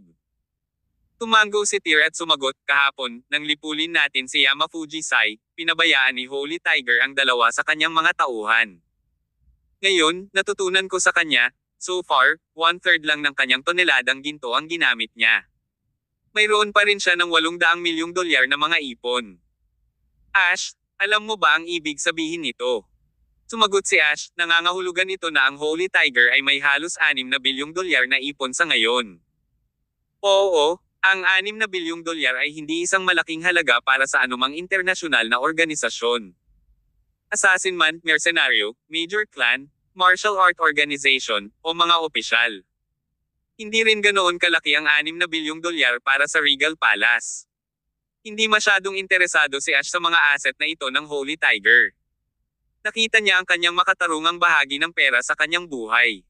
Ang pera ay isang numero lamang sa kanya. Ngunit walang pangalawang Regal Palace sa international arena. Sabi ni Tyr, "Ash, ngayon naiintindihan mo na kung bakit ko ginagawa ito, tama?" Oo. Sa mismong sandaling ito, nakuha ni Ash ang ibig sabihin ni Tyr. Ang Holy Tiger ay nag-iwan ng backup na plano mula pa noong una. Nang malaman niyang hindi siya makakatakas, nagpa siya ang Holy Tiger na pigilan si Tyr ng buong lakas sa pamamagitan ng pagtulong sa kanyang mga pinagkakatiwalaang katulong na tumakas. Kung nais niyang makatakas, ang kanyang mga pinagkakatiwalaang katulong ay talagang hindi napigilan si Tyr. Pagkatapos, lahat ng mga ito ay bababa ng sama-sama. Ang layunin para sa Holy Tiger na gawin ito ay upang makahanap ng isang paraan sa isang hindi pagkakasundo. Imposibleng talunin ang Tyr at Zuken Group sa lakas lamang ni Yamafuji Sai. Pero, paano kung makakuha siya ng tulong mula sa martial art community ng buong Japan? Ang kahilingan mula sa Six Doors ay para kay Tyr na ibalik ng buhay ang Holy Tiger sa Celestial Empire. Kaya, hanggat nabubuhay ang Holy Tiger, palagi siyang may pagkakataong makatakas. Matapos makatakas ang kanyang mga pinagkakatiwalaang katulong, tiyak na maglalabas siya ng napakalaking bounty. Maaaring mag-alok pa sila ng 1 bilyong dolyar, 2 bilyong dolyar o kahit 5 bilyong dolyar para lamang iligtas ang Holy Tiger. Ang napakalaking halaga ng pera ay umaakit sa kaimbutan ng hindi mabilang na makapangyarihang mga tao. Kung ganoon, kakailanganin ni Tyr na harapin ang buong martial art community ng Japan. Isang nakakatakot na pag-iisip sa simula. Sa katunayan, tama ang nakuha ni Tyr. Nasa isip nga ni Holy Tiger ang planong ito. Wala pang isang oras matapos na ilikas ni Ash ang kanyang lalaki mula sa villa, ilang grupo ng mga lalaki ang nagsamantala sa gabing iyon para makalusot sa villa at dumating para iligtas ang Holy Tiger. Gayunpaman, ang napunta sa kanila ay isang walang laman na villa. Ang pakay nila ay inagaw na ni Tyr. Sa oras na ito, nakasakay na sila sa cruise ship. Hindi lang sa villa, sa daan patungo sa airport, maraming lalaki din ang kaagad na tinambangan sa kalsada. Ang lahat ng mga lalaking ito ay dumating para sa bounty. Ang sino mang magtagumpay sa pagliligtas ng Holy Tiger ay gagantimpalaan ng $500 milyong. Ano ito? Sa ibabaw ng cruise ship, nakatingin si Ash sa madilim na underground network ng Japan. Hindi niya maiwasang magmura ng malakas. Boss, tama ka. Ang natitirang mga miyembro ng Yamafujisai ay nagpost ng bounty sa underground darknet. Naglagay sila ng bounty na $500 milyong. Ngayon, tumaas na ito sa number 1 sa most wanted list. Ang buong komunidad ng martial arts sa Japan ay tuwang-tuwa sa pananibik. Mayroong hindi bababa sa 100 puwersa, hindi alintana ang malaki o maliit na organisasyon na gustong hamarang sa atin. Kung maglalakbay tayo sa lupa, tiyak na makararanas tayo ng malagim na kamatayan. Bagamat inaasahan na ni Tyr ang lahat ng ito, hindi niya maiwasang makaramdam ng masalimuot na emosyon sa puso niya nang malaman niya ang tungkol dito mula sa balita. $500 milyong, iyon ay halos 4 na bilyon sa ating lokal na pera. Ang dalawang lalaking iyon ng Holy Tiger ay talagang mapagbigay. Ang malaking halaga ng pera ay sapat na upang ang buong komunidad ng martial arts ng Hapon ay mapunta sa isang estado. Pumasok si Tyr sa isang kwarto sa cruise ship. Nakahiga si Holy Tiger sa kama at pumikit para gumaling sa kwarto. Ngayong baldado na ang lahat ng kanyang mga paa, hindi na siya nilagyan ni Tyr ng tanikala. Hindi na siya makapagdulot ng gulo sa kanila sa ngayon. Ang plano mo na ito ay talagang kahanga-hanga. Itinulak mo ang iyong sarili sa isang nakamamatay na posisyon upang makalabas ng buhay. Sa kasamaang palad, ang iyong sinadyang plano ay magwawakas sa kalaunan. Nanlaki ang mga mata ni Holy Tiger na nakahiga sa kama. Siya ay tumubo ng maraming balbas na pinaggapasan sa magdamag at lumitaw na mapatla at haggard. Tyr, huwag mong maliitin ang kasakiman ng mga Hapones. Ang mukha ni Holy Tiger ay nabasag sa isang medyo bihirang tiwala ng ngiti. Tapat na ang $500 milyong na gantimpala upang ang buong pamayanan ng martial art ng Hapon ay sumugod sa iyo sa lahat ng bagay. Bahagyang kumunot ang noo ni Tyr at sinabing, "So, iniisip mo pa rin na may darating para iligtas ka?" "Hindi ko akalain. I am pretty sure. How about a wager? Paano gagana iyon?" Tumawa si Tyr. Sumagot ang Holy Tiger, "Pusta lang kung makakatakas ako ngayon. Kung ginawa ko, paano naman kayo at ako ay magtutulungan sa hinaharap? Ikaw at ako ay maaaring magkapantay sa posisyon at magbahagi ng mga mapagkukunan ng Regal Palaces." Hahaha. Tumawa si Tyr. Minsan, pakiramdam niya ay hindi niya talaga kayang makipagsabayan sa mga iniisip ni Holy Tiger. Dahil sa kanyang estado, talagang iniisip pa rin niyang gumawa ng malaking kapalaran sa hinaharap. Holy Tiger, matagal nang binulag ng pera ang iyong puso at ang iyong mga mata. Hindi mo makita ng malinaw ang tinatawag na realidad.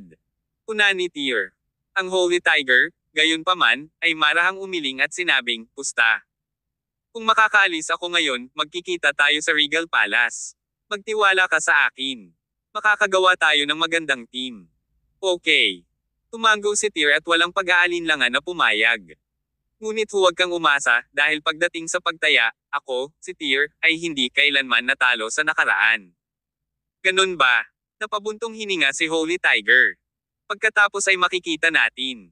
Tumalikod si Tyr at lumabas ng kwarto ni Holy Tiger. Pumunta siya sa kwarto niya para matulog. Ang dagat ay kalmado at tahimik sa lahat ng paraan, walang espesyal na nangyari, kaya't ang barko ay patuloy na naglalayag ng 6 o 7 oras ng diretso. Umagang-umaga, sumikat ang araw mula sa antas ng dagat sa silangan, pinawi ang dilim ng karagatan maging ang buong cabin ay naging mas maliwanag. Sina Tyr at Ash ay nag-aalmusal sa dining room ng cruise ship.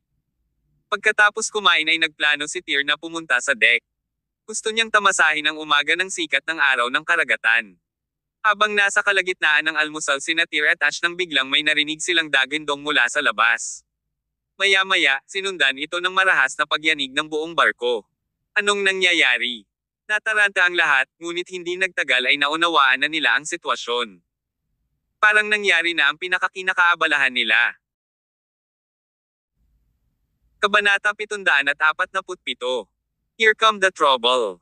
Out of the blue, maraming barko ang nagpakita sa likod ng barko ni Tyr Summers. May dalang rocket launcher sa isa sa mas malapit na barko at pinaputok ito sa kanilang barko. Nabigong dumaong ang rocket sa barko ni Tyr.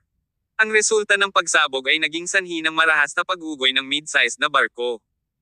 Kasabay nito, maraming speedboat ang ibinaba mula sa mga barkong iyon. Ang bawat speedboat ay inookupahan ng mga kaaway na nilagyan ng maiinit na sandata. Ang mga bangkang iyon ay gumagalaw patungo sa barko ni Tyr na kasing bilis ng kidlat. Papasok. Isang mandirigma ng Zoken Group ang sumisigaw mula sa deck.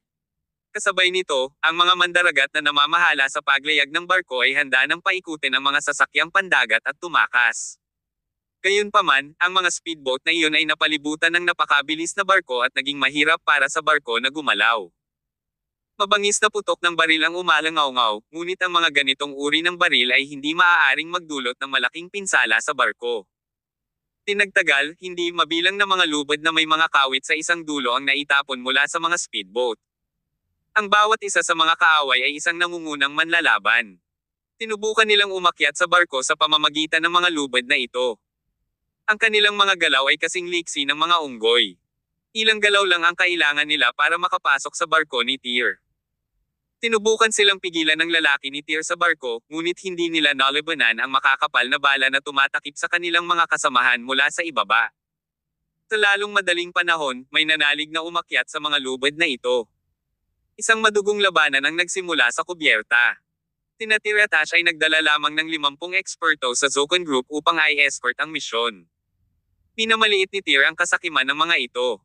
Ang alon ng pag-atake na ito lamang ay may higit sa 100 mga kaaway na sumugod sa kanila. Lahat sila ay makapangyarihang mga organisasyon. Ang bawat isa sa kanila ay ang mga unang klaseng manlalaban. Ang mga taong ito ay nagngangalit para sa $500 milyong na pabuya. At ito lang ang unang alon ng puwersa na nakahabol sa barko ni Tyr.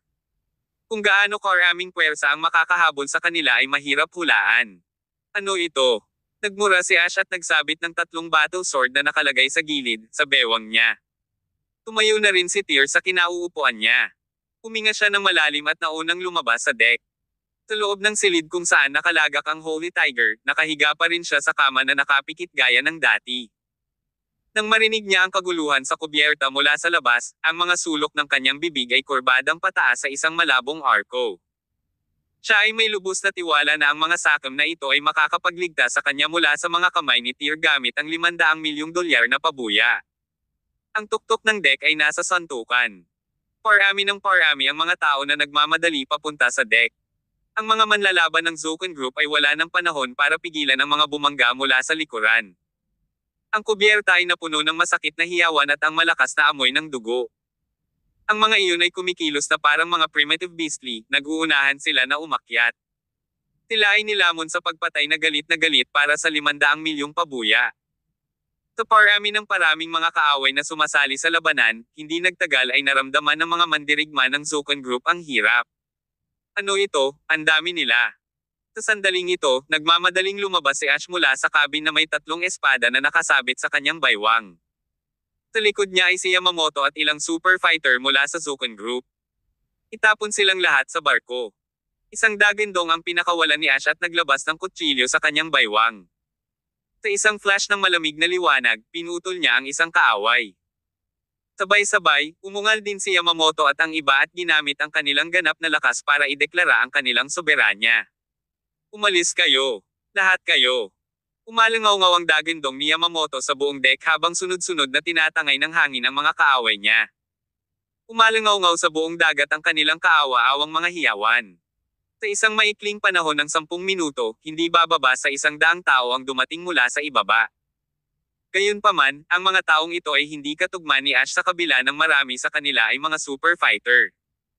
Gayunpaman, nang lumabas si Tyr mula sa cabin, ang mga super fighter na ito ay hindi makakatagal kapag nakaharap kay Tyr. Gayunpaman, ang lahat ng ito ay simula pa lamang. Ang $500 milyong na pabuya na inaalok ni Yama Fujisai ay nagulat sa buong martial arts community. Dahil dito, ang mga taong dumating para sa pagliligtas ng Holy Tiger ay tiyak na higit sa daang mga tao na ito. Inilabas ni Tyr ang isang alo ng kalaban. Mabilis na sinundan ito ng isa pang grupo ng mga lalaki para magmadaling sumakay. Mayroong maraming mga lalaki na nakahiga sa buong kubyerta, umiiyak at sumisigaw sa sakit. Kasabay nito, ang isang malaking bilang ng mga tao ay natangay ng Tyr mula sa kubyerta at nahulog sa tubig dagat sa ibabaw. Ang tubig dagat sa paligid ng barko ay kinulayan ng pula. Boss, sobrang dami nila. Hindi ganoon kaliwanag ang sitwasyon. Naglabas ng 2 blade si Ash nang makausap niya si Tyr. Natagpuan niya ang kanyang sarili na nahaharap sa mas makapangyarihang mga kaaway. Hindi bababa sa 200 ng mga kaaway ang namatay sa kanyang kamay. Napakunot din ng noo si Tyr dahil nakita niyang hindi lang maraming barko ang pumarode sa tapat nila. Gayunpaman, ang ibang mga barko ay naglalayag patungo sa kanila mula sa likuran. Stop talking. Ilabas mo na lang lahat ng tao sa paligid mo. Simpleng inutusan siya ni Tyr. Maayos na kinuha ni Tyr ang isang katana mula sa lupa. Inilabas niya ang 3 kaaway sa harapan niya gamit ang isang flash ng sword light, at may isang laslas at pinalipad sila pabalik. Lalong tumitindi ang labanan sa kubyerta. Matagal na itong nakarating sa estado kung saan ang magkabilang panig ay nakikipaglaban hanggang sa kamatayan. Sabay-sabay, sa deck ng isang malaking barko. Isang lalaking maputi ang buhok na nakauniporme ng samurai, 2 espada na nakasabit sa kanyang baywang, at mga bakya sa kanyang mga paa, ang nakatayo sa busog ng barko, nakatitig siya sa labanan sa tapat ng kubyerta nang hindi kumikislap ang mga mata. Baka sa kanyang mga mata ang pagmamano ng isang lalaki sa deck. Ang lalaking iyon ay walang iba kundi si Ash. Namatay si Kenzo-kun, ang pinakanamumukod tanging alagad ng iyong pamilya Harusame, si Maru Harusame, sa kamay ng lalaking iyon. Sa tabi ng samurai ay may 2 lalaki. Ang dalawa ay ang kaliwa at kanang braso ng Holy Tiger. Ang lalaking ito na may mga kahoy na bakya sa kanyang mga paa na may dobleng mga espada na nakasabit sa kanyang baywang ay walang iba kundi si Kenzo Harusame, ang pinuno ng pamilyang Harusame na napabalitang may potensyal na maging bagong henerasyon ng Swordmaster sa hinaharap. Halatang namumuo na ang isang alo ng malabong galit sa kanyang katawan. Sa tabi niya ay ang kanang kamay ni Holy Tiger. Sabi niya, Kenzo-kun, binibigyan namin ang iyong Harusame clan ng first-hand information para ikaw ang unang superpower na dumating dito. Truth be told, in another 10 minutes at most, other superpowers, the Oni Society, Ryu Club, Riot Legion, at ang Yamaguchi family, ay darating din. Ito ay isang 500 milyong halaga ng bounty. Walang sino man sa mga superpower ang makakalaban sa tukso. Kung hindi ka gumawa ng anumang aksyon, ang prutas ay mapupulot ng iba. Kabanata 748. Kenzo Harusame vs Ash. Biglang tumawa si Kenzo Harusame at sinabing, "You don't have to provoke me. Ngayong nandito na ako, wala na akong paraan para umuwi ng walang dala." Pagkasabi niya noon ay tumalon si Kenzo mula sa taas ng deck. Pagkatapos ay tumalon siya sa isa sa mga speedboat sa ibaba. Samurai ng pamilya Harusame. Makinig sa aking utos. Lahat sa inyo. Patayin natin ang lahat ng mga kaaway at palayain ang Holy Tiger. Oo. Isang dosenang speedboat mula sa likuran ang sumunod. Sa ibabaw ng bawat speedboat ay nakaupo ang 2 samurai na may katana na nakasabit sa kanilang mga baywang. Ang mga samurai na ito ay mukhang kahanga-hanga. Mahigit sa 1 dosenang speedboat ang naglayag ng buong bilis patungo sa barko ni Tyr Summers. Nang malapit na siya sa ilalim ng barko, pinaikit ni Kenzo ang kanyang mga mata. Pagkatapos, tumangala siya sa deck ng barko. Nakatapak siya gamit ang isang paa. Agad na lumubog ang speedboat sa ilalim ng kanyang mga paa, at pagkatapos ay tumalon si Kenzo sa tulong ng lubad. Naglakad siya na parang lumilipad. Nagawa niyang mapunta sa deck sa ilang hakbang lang. Sinabi ng mga nakasaksi sa eksena na hindi ito kapani-paniwala. Sa sandaling sumakay siya sa barko, nakatalukbong ang katana sa baywang ni Kenzo. Tinundan ng malamig na liwanag, isang mandirigma ng Zoken Group ang namatay sa ilalim ng kanyang espada. Kasabay nito, umakyat din mula sa lubid sa likod ni Kenzo ang mahigit 2 dosenang samurai ng pamilya Harusame. Sa sandaling sila ay nagmamadaling umakyat sa kubyerta, ang mga tunog ng katana shidang ay umalingaw-ngaw mula sa lahat ng direksyon. Shashing, shashing, shashing. Ang mga samurai na ito ay karapat-dapat sa kanilang pangalan bilang isang sikat na pamilya ng dual-wielding sword. Ang bawat kamay ay may hawak na espada sa magkabilang kamay nila. Napakabilis nila, at walang kapantay ang kanilang talino sa espada. Ang kanilang panandaliang pagdating ay nagpabago sa takbo ng labanan.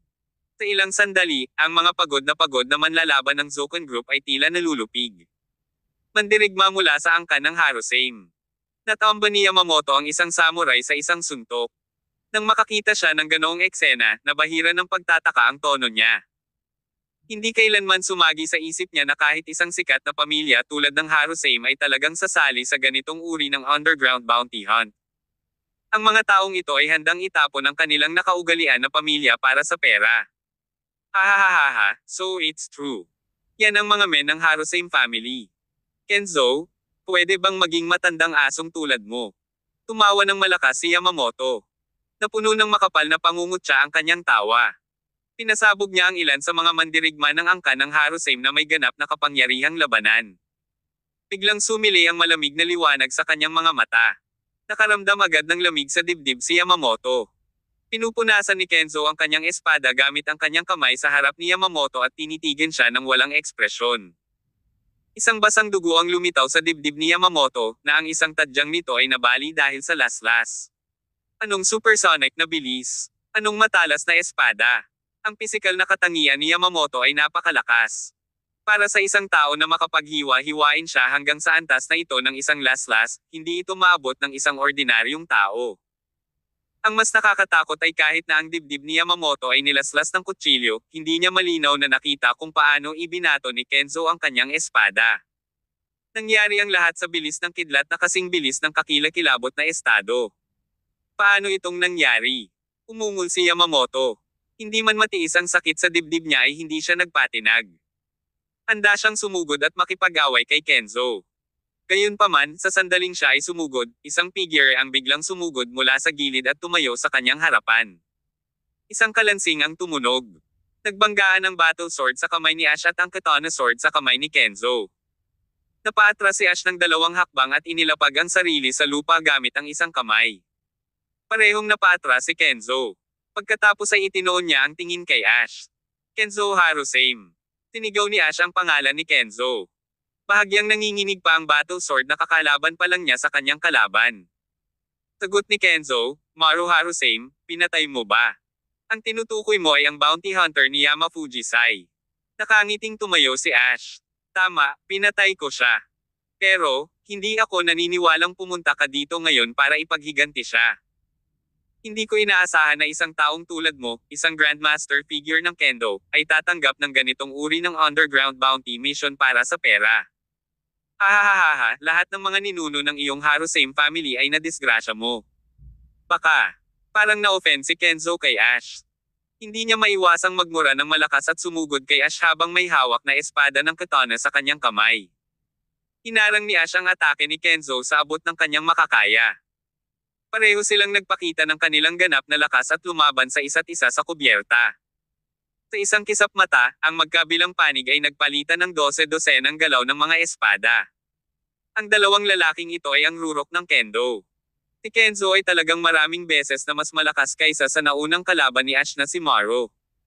Pagkatapos ng lahat, ang lalaking ito ang pag-asa na maging bagong swordmaster ng kendo. Sa sandaling humampis siya, pinilit niya si Ash na gamitin ang mga galaw ng Santorio. Sa banta ng isang master ng kendo, hindi nakayanan ni Ash ang dual-wielding technique. Santorio laban sa dalawahang paghawak, nakaramdam pa rin si Ash ng labis na pag-atake. Kahit magkalaban sina Ash at Kenzo, may masamang pakiramdam pa rin sa puso ni Ash. Wala siyang laban kay Kenzo. Kung magpapatuloy ang labanan, maaari siyang mamatay sa ilalim ng talim ni Kenzo anumang oras. Triple slash. Umungol si Ash at ipinakita ang pinakamalakas niyang galaw. 3 espada ang sabay na tumama kay Kenzo. Tinamantala ni Ash ang pagkakataon nang ang kanyang kalaban ay lumalaban sa kanyang pag-atake ng tuloy-tuloy na mga galaw. Quintuple slash. Bang bang bang. Sa gitna ng mga kislap ng liwanag at anino ng mga espada, ginamit ni Ash ang kanyang pinakamalakas na galaw at pinilit si Kenzo na humakbang pabalik. Sa kasalukuyang eksena ng kendo, hindi hihigit sa 3 master ng kendo ang maaaring pilitin si Kenzo na umatras ng tuloy-tuloy. Isa si Ash sa kanila. Ganun pa man, napipilitin lang ni Ash na umatras si Kenzo. Hindi niya kayang saktan ang kanyang karibal. Spring Rain. Nang si Ash ay sumakay sa kanyang pag-atake gamit ang quintuple slash, nailabas na ni Kenzo ang pinakamakapangyarihang sword technique na Spring Rain dual wielding technique. Nakita na ni Ash ang galaw na ito ng Spring Rain dati. Ito ay talagang isang napakahusay na pamamaraan ng espada. Noon pa man, nang i-execute ito sa kamay ni Maro, nagpakita na siya ng nakakakilabot na kapangyarihan. Ngayon, nang dumating ang hakbang na ito mula sa mga kamay ni Kenzo, ang kapangyarihan nito ay mas nakakatakot. Sa isang galaw ng Spring Rain, nagawang basagin ni Kenzo ang quintuple slash ni Ash. Ginawa pa niyang inisyatiba ang pagiging pasibo sa pamamagitan ng pagtulak kay Ash na umatras ng tuloy-tuloy. Septuple slash. Dahil sa krisis, inihagis ni Ash ang kanyang pinakamalakas na hakbang. Noong nakaharap niya si Maro noong huling pagkakataon, ginamit ni Ash ang septuple slash para tapusin si Maro. Pinasabog niya ang septuple slash at natamba ang mga galaw ni Kenzo. Pagkatapos, umatake si Ash at nabasag ang Spring Rain ng Kenzo. Kasunod nito ay agad na ginamit ni Kenzo ang Spring Thunder attack. Sa loob ng kawalan, sumayaw si Kenzo na may hawak na espada ng katana at umalingaw-ngaw ang tunog ng kulog kasabay ng kanyang mga galaw. Boom boom boom. Kabanata 749. Full Bloom. Tumaas ang lakas at lakas ng bawat laslas ng talim ni Kenzo Harusame nang sa wakas ay nadaig niya ang septuple slash ni Ash. Sa isang indayog ng talim, pinutol niya ang talim sa kaliwang kamay ni Ash sa isang galaw, na paatras si Ash ng ilang yarda. Pumagsak si Ash sa lupa, pawis na pawis. Ang kanyang kamay ay nasugatan, na may malalim na sugat sa lugar kung saan niya hinawakan ang kanyang espada. Damaloy ang dugo mula sa sugat at damaloy sa talim, pininturahan ito ng matingkad na pula. Posibleng ikaw ang unang swordsman na talagang hamarang kay Spring Thunder. Kinusot-kusot ni Kenzo ang mga mata niya at tumingin kay Ash habang nagiging malisyoso ang boses niya, "It is your honor to die by my blade." Agad-agad siyang sumugod kay Ash sa napakabilis na bilis, tulad ng isang kislap ng liwanag. Napakabilis nito, kaya't nakikita lamang ni Ash ang kislap mula sa talim na gumagalaw patungo sa kanya ng buong bilis. Habang siya ay tumingin sa mabilis na lumalapit na talim sa takot, ang kislap ay naging mas maliwanag at siya ay nakaramdam ng isang matinding kawalan ng pag-asa, na naging dahilan upang siya ay hindi makakilos, hindi makaiwas sa pag-atake ni Kenzo. Ito ay natagpuan ng isip ni Ash ang sarili sa isang saglit na paglipas ng pag-iisip, na para bang ang oras at espasyo ay walang iba kundi isang dayuhang konsepto. Mabilis pagkatapos noon ay dumating ang isang nakakatakot na realisasyon. Ang pinakamalakas na pag-atake ng pamilya Harusame sa Full Bloom. Ito rin ang pinakamakapangyarihang diskarte ni Kenzo, at ang dahilan kung bakit kinikilala siya ng komunidad ng sword fighter bilang pinakamahusay na sword fighter sa bansa. Ano ito? Ito ay masama. Sa wakas ay napagtanto ni Ash ang panganib ngunit huli na ang lahat. Nanatiling nakaugat sa lupa ang kanyang katawan kahit pilit na tinatakas ng utak niya ang paparating na suntok. Ang nag-iisang kislap mula sa talim ay naging 2, at pagkatapos ay 4, at pagkatapos ay 8. Habang ito ay dumami sa hindi mabilang na nakakatakot na kumikinang na mga talam. Tulad ng isang buong pamumulaklak ng mga bulaklak pagkatapos ng isang ambon sa tagsibol. Ayan na. Bilang isang Santoryu practitioner, mabilis na naunawaan ni Ash na malapit na ang kanyang wakas. Nang magsanib ang talim sa isang kislap ng liwanag, nabuo ang pinakamalakas na suntok ni Kenzo, isa na tiyak na magwawakas sa buhay ni Ash. Gayunpaman, paano hahayaan ni Tear Summers ang kanyang kaibigan na mamatay ng ganoon? Sa sandaling sumakay si Kenzo sa barko at nagsimulang makipaglaban kay Ash, si Tear ay nakatutok na sa kanya. Gayunpaman, pinili niyang huwag makipag-ugnayan sa kanya. Dahil ang iba pang mga mandirigma mula sa pamilyang Harusame ay masyadong malakas at nakapatay ng marami sa kanyang mga tao mula sa Zokun Group, kailangan muna niyang alagaan sila. Maliban doon, gusto niyang masaksihan kung gaano kalayo ang narating ni Ash gamit ang kanyang Santoryu technique. Kung tutuusin, si Tear ang nagturo kay Ash kung paano gamitin ang nasabing technique. Hindi alam ni Tear kung paano talaga ito isasagawa, nagkataon lang na isa siyang all-rounder na magaling sa lahat ng bagay na pinakitaan niya ng interes. Namangha siya sa 3-blade technique ni Ash at sinubukan niya ito mismo. Iyon ay sinabi, siya ay isang likas na matalino martial artist at nagtataglay ng isang likas na kahulugan ng craft, pag-unawa at pagkuha ng lahat ng mga diskarte sa martial arts ng madali at kahusayan. At syempre, hindi dapat kalimutan ng isang tao ang katotohanan na si Tyr ay natuto sa Beggar King mismo. Ang triple slash, quintuple slash, at septuple slash ni Ash ay lahat ng turo ni Tyr. Ang putol na talon sa kamay ni Ash ay biglang naglaho, at kasabay ng tunog ng mga metal na nagsasalpukan, isang anino ang bumungad sa kanyang mga mata habang ang walang tigil na si Kenzo ay nakitang bumagsak sa lupa ilang yarda ang layo. Ang kailangan lang ni Tyr para masira ang pinakamakapangyarihang full bloom technique ni Kenzo ay isang sirang talam. Imposible. Ulalas ni Kenzo. Hindi pa man nakapasok ang talam sa katawan ni Kenzo, natamba siya ng puwersang kasama ng saksak. Napalunok siya ng isang subo ng dugo habang maraming ugat ang lumabas sa kanyang noo. Sino ka ba? Galit na tanong ni Kenzo. Hindi niya matanggap ang ideya na ang full bloom ay napakadaling masupal, lalo na ng hindi kilalang lalaki. Sa ilalim ng matinding galit, nadagdagan ang kanyang lakas nang pumasok siya sa isang frenzied mode, tulad ng nangyari kina Tyr at Sachin Taylor sa kanilang labanan. Tanging ang pinakamalakas na mandirigma lamang ang posibleng gumamit ng gayong kapangyarihan sa ilalim ng matinding mga pangyayari. Ang mga talam. Sigaw ni Tyr kay Ash sabay abot ng braso. Mabilis na inihagis ni Ash ang mga talam sa magkabilang kamay niya kay Tyr. Hinaya ang kinatatayuan ni Ash, hinawakan ni Tyr ang magkabilang blade sa kanyang mga kamay at hinawakan ang isa pang belang blade sa kanyang bibig. Tingnan mong mabuti, Ash, ipinapakita ko sa iyo ang tunay na anyo ng Santo Rio. Sabi ni Tyr bago siya agad na nawala. Nagsagupaan ang mga metal na blade sa hangin, na ang mga tunog ng kalansing ay lumalakas at mas madalas habang nagpapatuloy ang labanan. Si Ash naman ay may sensinang pinanood ang laban, gustong makita ang ultimate form na binanggit ni Tyr. Spring Rain. Triple slash. Spring Thunder. Quintuple slash. Buong pamumulaklak. Muli, inilabas ni Kenzo ang kanyang pinakamalakas na galaw habang ang mga talam sa kanyang mga kamay ay sumasayaw sa paligid ni Tyr nang may pananakot. Habang sila ay nagsanib sa isa at lumalabag kay Tyr, nakaramdam siya ng pangamba sandali. Bilang tugon, nagsimulang gumalaw ang tatlong blades na hawak niya. Nagsama-sama ang triple slash, quintuple slash, at septuple slash at sinira ang full bloom assault ni Kenzo. Sayaw ng 1,000 taon. Umungol si Tyr. Kaagad, hindi mabilang na talam ang lumitaw sa harap ni Kenzo. Gayunpaman, siya ay napakabilis, kaya't ang tatlong talam sa kanyang mga kamay ay ginamit sa epekto ng 300 sa halip. Sayaw ng 1,000 taon. Nagulat si Ash.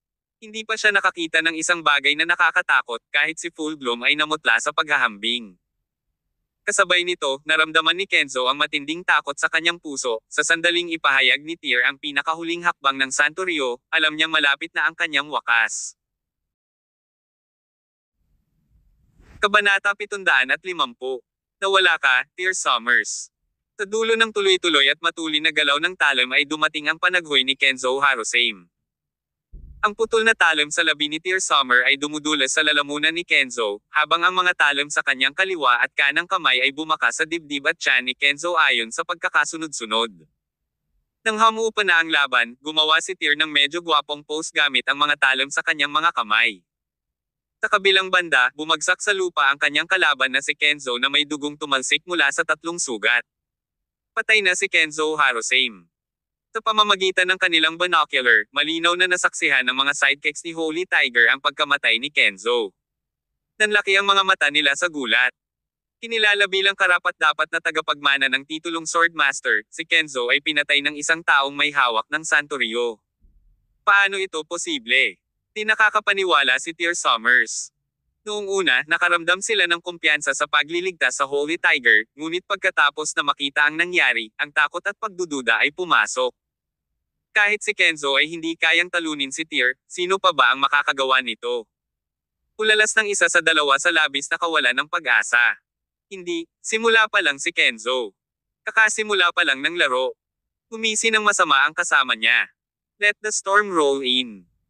Nagsimulang lumapit ang mga barko mula sa likuran, na may mga watawat na lumilipad sa bawat isa sa mga sasakyang ito, na kumakatawan sa iba't ibang makapangyarihang organisasyon dito. Oni Society, Rio Club, Riot Legion, ang Yamaguchi Family, Hindi nakakagulat, ang isang gantimpala na 500 milyong dolyar ay isang toksong napakahirap talunin para sa karamihan ng mga tao. Nagsimulang dumating ang mga barko ng iba't ibang puwersa. Tulad ng isang gutom na hayop na nangangaso sa kanyang biktima, dumating sila na may layuning pumatay, na nagdadala ng hangin ng karahasan at pagpatay. Sa panig ni Tyr, ang lahat ng mga unang umaatake at ang mga mandirigma ng pamilyang Harusame ay napatay. Sumunod naman si Ash sa likuran ni Tyr habang papalapit sila sa bow ng barko nila. Nang makita ang napakaraming sasakyang dagat ng kalaban na papalapit ay napasimangot si Ash. Chief, lahat ng pinakamakapangyarihang underground forces ay nasa ating buntot, sa tingin ko hindi natin kayang labanan silang lahat, sabi ni Ash. Labis siyang nag-aalala dahil mahirap itong lutesin. Mayroong hindi bababa sa ilang daang mandirigma ang cream of the crop sa dosenang paparating na mga barko. Gaano man kagaling si Tyr, hindi niya kayang labanan silang lahat ng sabay-sabay. Sa parehong oras, ang mga barko ay tumataas ng bilis.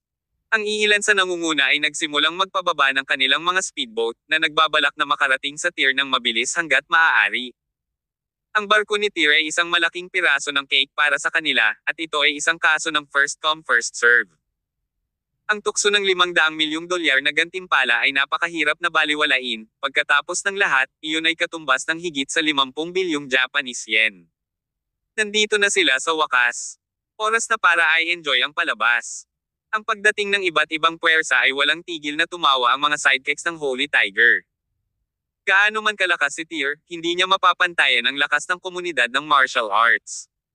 Biglang bumukas ang mga pinto sa kwarto ni Holy Tiger, ang lalaki mismo ang lumabas. Bawat galaw ay nagdulot sa kanya ng matinding sakit dahil napilayan ni Tyr ang lahat ng kanyang mga paa. Maaari siyang gumapang, ngunit hindi niya itatapon ang kanyang dignidad. Natalo ka, Tyr Summers. Mayabang na bulalas ni Holy Tiger habang nagsimulang tumawa. Tandaan ang pastahan na ginawa natin. Ligtas akong aalis sa barko mo ngayon, matagal na. Lumingon si Tyr at tumingin kay Holy Tiger, na tumatawa, at nagsimulang tumawa din sa sarili. Anong tinatawa-tawa mo? Nagulat si Holy Tiger. Malapit na ang katapusan mo, Tyr Summers, ano ang dapat ikatuwa? Natatawa ako sa pagiging walang muwang mo. Pagkasabi noon, kumandat si Tyr kay Holy Tiger bago tumalikod sa kanya at sa halip ay humarap sa paparating na mga Japanese vessel. Lalabas ba tayo, Chief? Tanong ni Ash. Na. Tapos na ang laban. Anong ibig mong sabihin? Lumingon si Tyr at binigyan siya ng kindat bago sinabing, nakalimutan mo na ba kung sino tayo, Ash? Ano naman yon? Napatulala si Ash. Ako ang Palace Master ng Regal Palace, ikaw ay isang general ng Regal Palace. Tayo ay Regal Palace. Pumalik agad sa katinoan si Ash at nagsimulang tumawa. Tama ka Chief, Regal Palace tayo. Pumasok si Ash sa main cabin at hiniling sa kanyang mga tauhan na kumuha ng leather chest. Tinala ito sa palo sa lalong madaling panahon. Isang itim na bandila ang nakuha sa dibdib at isinabit sa palo. Nataranta ang mga sidekicks ni Holy Tiger, ano ang sinusubukan nilang gawin? Hindi ba dapat simulan ni Tyr at ng kanyang mga tao ang paghahanda para sa laban na darating, lalo na ngayong napapaligiran sila ng kanilang mga kaaway? Bakit sa halip ay nagtaas sila ng bandila? Maging ang paparating na mga puwersa ay nagulat din, ang seremonya ng pagtataas ng bandila ay tila hindi tamang gawin ngayon. Gayunpaman, nakaramdam ng pangamba ang Holy Tiger sa kanyang katawan nang makita niya kung ano ang ginagawa ni Tyr. Lahat ng pag-asa niya noon ay naglaho. Ibinigay sa kanya ni Tyr ang gitnang daliri bago tumingin sa direksyon ni Ash. Isang malakas na dagandong ang umalangaw-ngaw sa karagatan, itaas ang bandila. Sa utos ni Tyr, ipinadala ni Ash ang bandila hanggang sa tuktok ng palo. Sa isang gilid ng itim na watawat ay may bordado na siyam na kuko na gintong dragon, habang ang mga salitang Regal Palace ay natahi sa ginto sa kabilang panig. Ito ang simbolo ng Regal Palace at ng Palace Master nito.